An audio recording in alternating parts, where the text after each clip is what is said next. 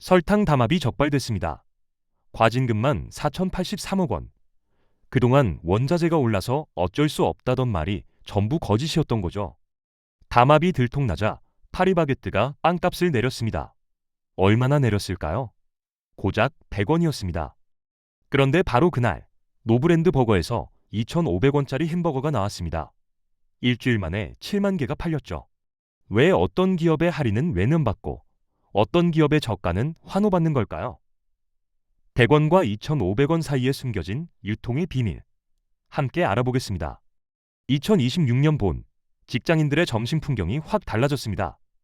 한때 10,000원이면 든든하게 한 끼를 해결할 수 있었는데 이제는 그 돈으로 턱없이 부족한 상황이 됐죠. 냉면 한 그릇 값이 12,000원을 훌쩍 넘어섰고 김치찌개 백반도 9,000원대에 올라섰습니다. 월급 인상률은 물가 상승을 따라가지 못하는데 밥값만 무섭게 치솟으니 지갑 열기가 두려워진 겁니다. 자연스럽게 발길이 바뀌기 시작했습니다. 골목 식당 대신 편의점으로 향하는 직장인들이 부쩍 늘었죠. 4,500원짜리 즉석 햄버거나 도시락으로 끼니를 때우는 풍경이 이제는 낯설지 않습니다. 오늘 점심 뭐 먹지? 라는 질문이 오늘은 얼마까지 쓸 수 있지로 바뀌어 버렸어요. 배부르게 먹겠다는 소박한 바람조차 사치가 된 느낌이랄까요? 문제는 이런 현상이 일시적인 게 아니라는 데 있습니다. 외식 물가는 벌써 3년 연속 상승세를 타고 있고 체감 물가는 정부 통계보다 훨씬 가파르게 느껴지죠. 프랜차이즈 업체들은 원자재 가격 상승을 이유로 매년 가격을 올렸고 소비자들은 그 설명을 그냥 받아들였습니다. 국제 곡물 가격이 뛰고 물류비가 오르고 인건비도 상승하니 어쩔 수 없다고 생각했던 거예요. 그런데 2026년 2월 그동안 쌓아온 신뢰에 금이 가기 시작했습니다. 원가 상승이라는 핑계 뒤에 숨겨진 불편한 진실이 수면 위로 떠올랐기 때문이죠. 2026년 2월 공정거래위원회가 충격적인 조사 결과를 발표했습니다. 국내 주요 제당업체들이 오랜 기간 설탕 가격을 담합해왔다는 사실이 드러난 거죠. 부과된 과징금만 무려 4,083억 원. 공정위 역사상 손꼽히는 규모였습니다. 뉴스를 접한 소비자들 사이에서 허탈함과 분노가 동시에 터져나왔어요. 돌이켜보면 그동안 프랜차이즈 업체들이 내세운 논리는 한결같았습니다. 원자재 가격이 올라서 어쩔 수 없다는 게 단골 해명이었죠. 소비자들은 그 말을 믿었습니다. 국제 시세가 그렇다니까 우리만 예외일 수는 없다고 납득했던 거예요. 그런데 알고 보니 설탕 가격 자체가 인위적으로 부풀려져 있었습니다. 담합이라는 어두운 그림자 위에 빵값, 과자값, 음료값이 모두 세워져 있었던 셈이죠. 담합 적발 소식이 전해지자 정부는 프랜차이즈 업계에 가격 인하를 강하게 압박했습니다. 여론의 눈총도 따가웠고요. 이 상황에서 업계 대표주자인 파리바게뜨가 움직였습니다. 2월 26일 단팥빵과 소보루빵 등 주력 제품의 가격 인하를 발표한 건데요. 인하폭을 확인한 소비자들은 고개를 갸웃거릴 수밖에 없었습니다. 1,600원에서 1,500원으로 딱 100원이었거든요. 반응은 싸늘했습니다. 그동안 얼마나 올렸는데 고작 100원이냐는 볼멘 소리가 쏟아졌죠. 원가가 인위적으로 부풀려져 있었다면 인하폭도 그에 걸맞아야 하는 게 상식인데 정작 돌아온 건 동전 한 입뿐이었습니다. 소비자들 눈에는 진정성 없는 생색내기로밖에 보이지 않았어요. 바로 그날 전혀 다른 방식으로 소비자에게 다가간 브랜드가 있었습니다. 공교롭게도 파리바게뜨가 100원 인하를 발표한 2월 26일 정반대의 뉴스가 함께 터졌습니다. 노브랜드 버거가 2,500원짜리 신메뉴를 출시한 거예요. 이름하여 어메이징 불고기 버거. 가격표를 본 소비자들은 처음에 오타인 줄 알았다고 합니다. 햄버거 한 개가 커피 한 잔보다 싸다니 믿기 어려웠던 거죠. 결과는 폭발적이었습니다. 출시 일주일 만에 무려 7만 개가 팔려나갔어요. 편의점에서 파는 즉석 햄버거보다 2,000원이나 저렴한데 매장에서 갓 조리해 나오는 따끈한 버거였거든요. 그동안 4,500원짜리 편의점 버거로 끼니를 때우던 사람들이 일제히 방향을 틀었습니다. SNS에는 이 가격에 이 맛이면 편의점 갈 이유가 없다는 후기가 줄줄이 올라왔죠. 두 사건이 같은 날 벌어졌다는 점이 묘한 대비를 만들어냈습니다. 한쪽에서는 수천천 원대 담합이 적발된 뒤에도 마지못해 100원을 깎았고 다른 한쪽에서는 처음부터 2,500원이라는 파격적인 가격표를 내걸었으니까요. 소비자들의 선택은 너무나 명확했습니다. 100원의 생색보다 2,500원의 실속에 마음이 동한 거죠.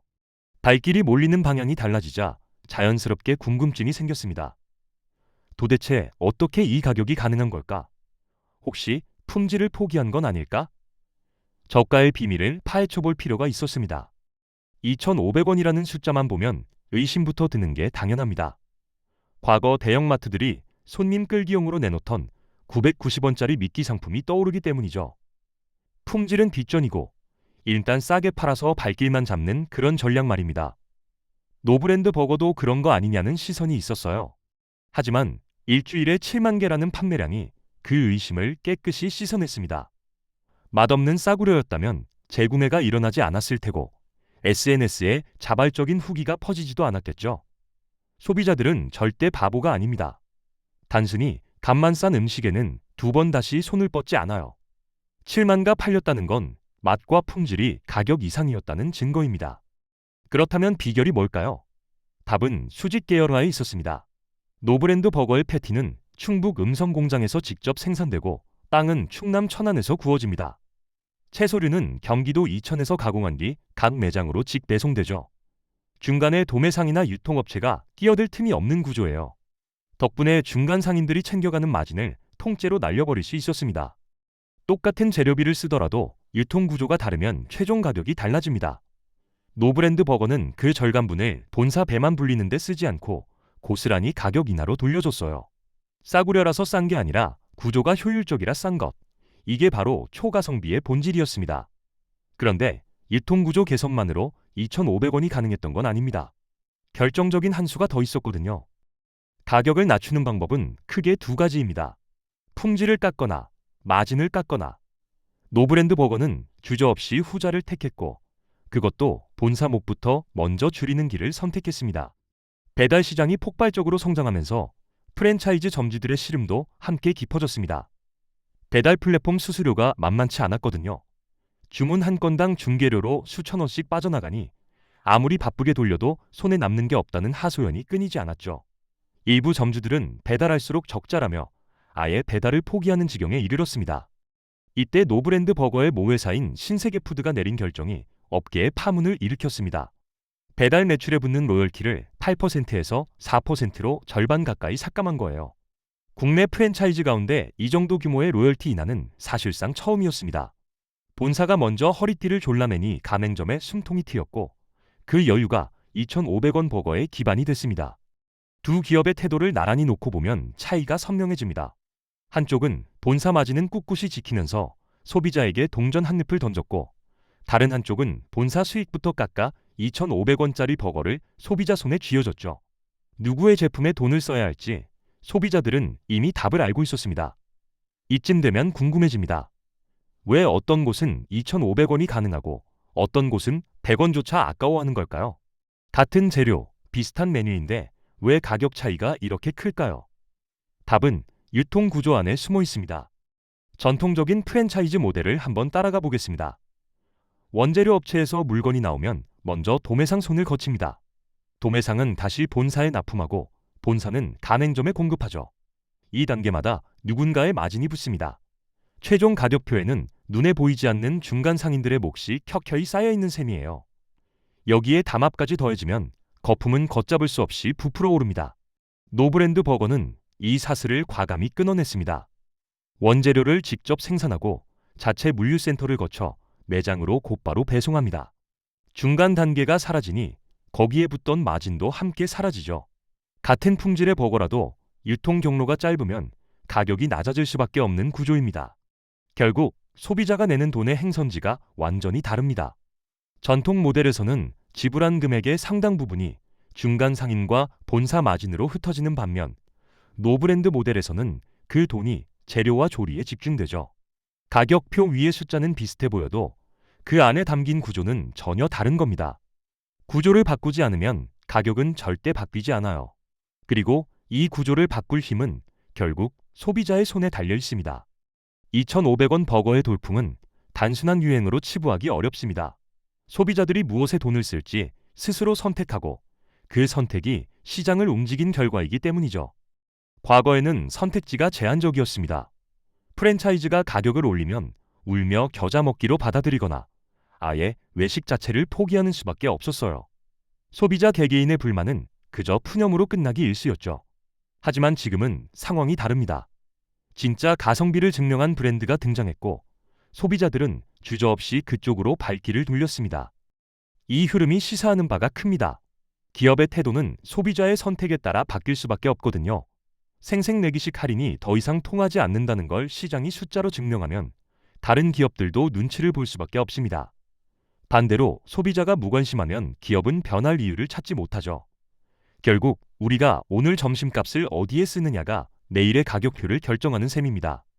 100원의 꽁수에 표를 던질지, 2,500원의 혁신의 표를 던질지, 이건 단순히 햄버거 하나를 고르는 문제가 아닙니다. 매일 반복되는 소비가 곧 기업을 향한 투표이고 그 표는 이미 실시간으로 집계되고 있어요. 집계 결과가 쌓이면 시장의 판도가 바뀌겠죠. 2026년 대한민국 외식 시장에서 우리는 두 가지 극명한 장면을 목격했습니다. 한쪽에서는 4천억 원대 담합이 드러난 뒤에도 마지못해 100원을 내린 기업이 있었고, 다른 한쪽에서는 중간 유통을 걷어내고 본사 마진까지 깎아가며 2,500원 버거를 내놓은 기업이 있었죠. 숫자가 모든 걸 말해줍니다. 일주일 만에 7만 개. 소비자들은 이미 답을 냈습니다. 진심 어린 가성비와 형식적인 생색내기 사이에서 어디에 돈을 쓸지 분명하게 선택한 거예요. 100원짜리 할인에는 발길이 뜸했지만 2,500원짜리 버거 앞에는 줄이 늘어섰습니다. 핵심은 간단합니다. 가격은 원가만으로 결정되지 않아요. 유통 구조가, 본사의 태도가, 상생하려는 의지가 모여 가격표 위에 숫자가 됩니다. 소비자가 그 구조를 읽기 시작하면 기업은 더 이상 원가 핑계 뒤에 숨을 수 없죠. 담합은 들통나고 생색내기는 외면받고 진짜 혁신만이 선택받는 시대가 된 겁니다. 여러분의 점심 한 끼가 시장의 방향을 바꿉니다. 오늘 어디서 무엇을 먹을지, 그 사소해 보이는 선택이 곧 기업을 향한 메시지예요. 지금까지 담합 적발 뒤 100원을 내린 기업과 구조 혁신으로 2,500원 버거를 만들어낸 기업의 이야기를 살펴봤습니다. 결국 소비자인 우리가 어디에 돈을 쓰느냐가 시장을 바꿉니다. 원가 핑계 뒤에 숨는 기업에 계속 지갑을 열 것인지, 진짜 상생을 실천하는 기업에 표를 던질 것인지, 그 선택이 모여 내일의 점심값이 결정되죠. 여러분은 어떻게 생각하시나요? 100원 인하와 2,500원 버거. 이 두 사례를 보면서 드는 솔직한 생각을 댓글로 남겨주세요. 여러분만의 점심 생존 비법이나 요즘 외식 물가에 대한 의견도 궁금합니다. 오늘 영상이 유익하고 재밌으셨다면 구독과 좋아요 부탁드리겠습니다. 영상 제작에 큰 힘이 됩니다. 다음 영상에서 뵙겠습니다.